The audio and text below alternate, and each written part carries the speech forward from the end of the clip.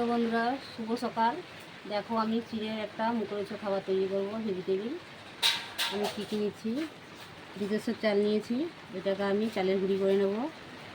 চিড়ে নিয়েছি, দুটো ডিম নিয়েছি, আর 3 পিস আলু নিয়েছি। তোমরা তোমাদের পরিমাণ মতো নিয়ে নেবে। কী কী মশলা নেবো আমি যখন রেসিপি তৈরি করবো তোমাদেরকে দেখিয়ে দেবো।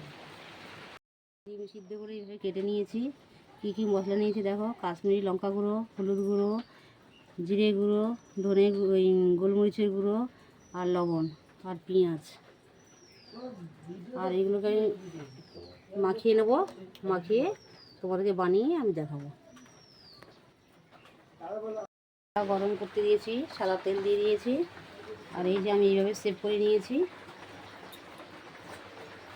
এইভাবে আমি সেভ করে নিয়েছি। এবার একে একে আমি ভেজে নেবো, তারপরে আমি ভাজার পরে তোমাদের কাছে আবার দেখিয়ে দেবো। হ্যালো বন্ধুরা, দেখো আমি রেসিপিটা তৈরি করে নিয়েছি, ভেজে দিয়েছি। তোমরা দেখো এইভাবে তৈরি হবে। আমি সস নিয়ে নিয়েছি, আর এইভাবে ভেজে নিয়েছি।